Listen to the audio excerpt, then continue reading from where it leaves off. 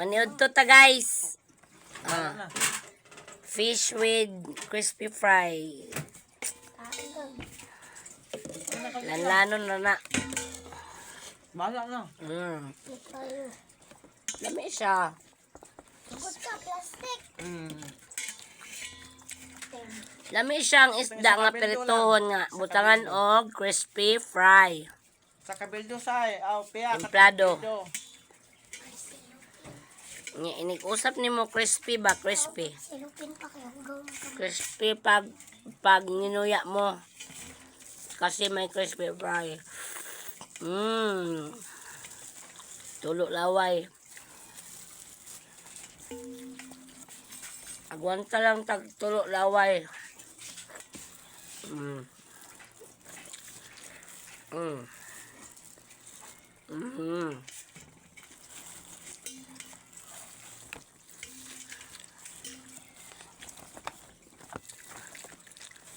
Di lang ta magpalabi og rice. More on ulam lang tayo kay kung more on rice ang BP ba lamang. Magbantay na sa BP oy. Paduol kini. Natay sa usawanan diri nga Okay. lemon with sili. Kay halang kaayo. Gamay lang ang rice. Konti lang ang rice. Huwag masyadong damihan. Damihan mo lang yung ulam, huwag yung rice. Crispy man kay na may crispy fry. Tama mga asang ng isda say, mga paniyak, tinae. May lasa pa rin. Luto na nimo. May lasa pa rin ang isda kasi Itakang ninyo to, itakang. templado man crispy fry.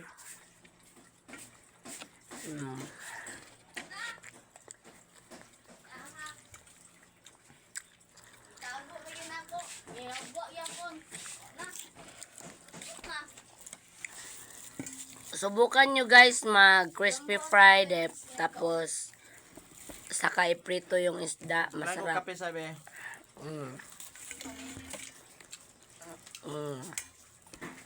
Kunti lang ang rice, wag kuan palabit kay tulad ng dati sobra kay tamham mulamon o rice. Pero karon dili na. Kay naman jud si BP badlungon. Kako kape say, baso sayo. Dinig nyo, crispy, crunchy.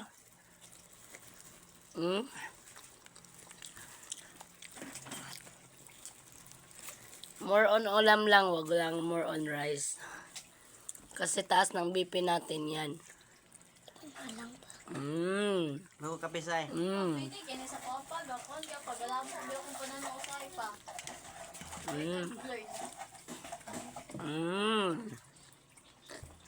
Nagmahal sa kabata pa ka. Nag-blurred ako atay. Sa sausawan na halang, Tara Nicole oh. yung sausawan na maangang, Ato gamita. simpleng ano lang, may puno tayo ng lemon. 3 lemon lang, tapos 2 sili. Okay na. Ay, mama, good ka bubo. Lemon. Sobrang anghang. Pero masarap.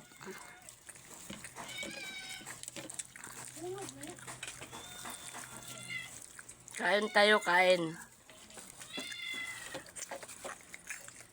Crunchy.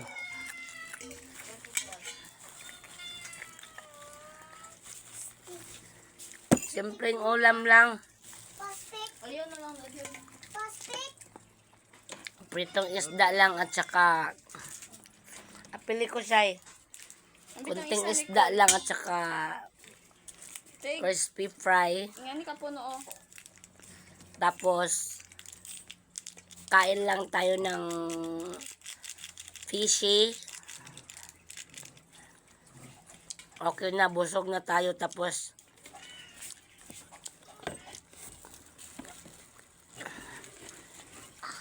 partner natin yung coffee. Mabubusog na tayo niyan.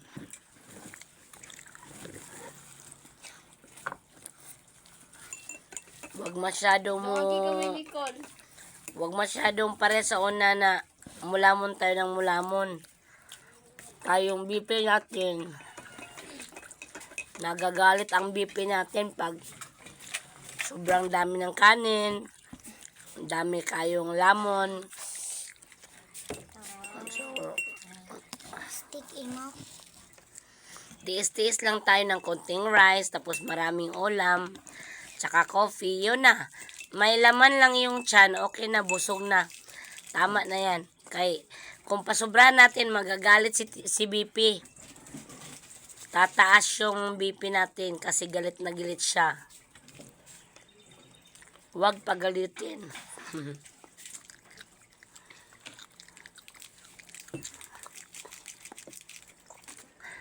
Simpleng ulam lang tayo guys, huwag tayong masyadong Di ba crispy? Crunchy yung isda natin kasi may crispy fry tapos saka pinirito. Saka siya iprinito, nilagyan pa ng crispy fry para maging crunchy. Inumpod subid ka. Inumpod kag kape. Mas maganda nito kung may ketchup. Sarap. Kasi medyo matamis-tamis na. Medyo maanghang na. Ganyan mo din si Jay. Kaano mo? Pero okay pa rin kasi may sausawan tayo na may sili. Maanghang pero okay lang.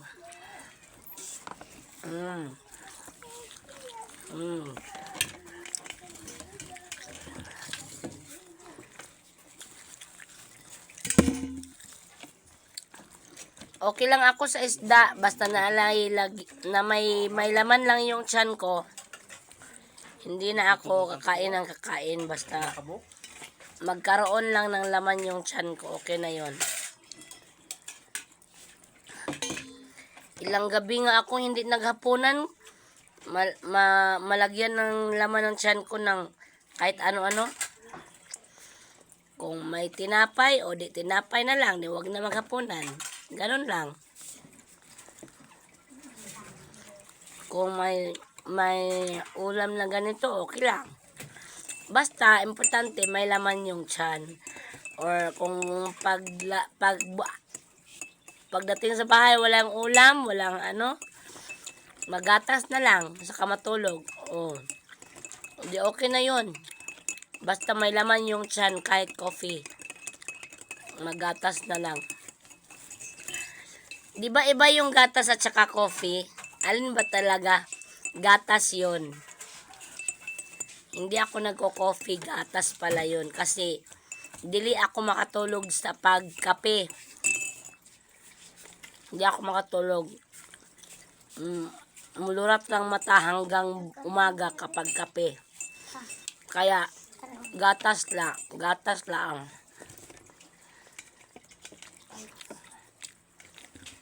Ito, ulam lang na isda. Konting kanin, okay na. Kuha ni Tia. Hindi tulad dati na lamon ng lamon, dagdag ng pagkain. Kaya nagagalit si BP natin dati. Pinapatahan lang natin.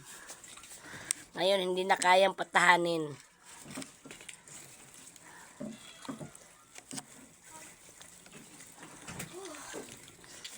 Mapapatahan lang natin pag di tayo mukhaon ng taman.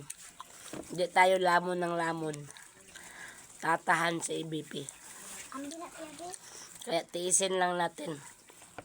Aman. Aman tuyo. Bye muna guys. Kain muna ako.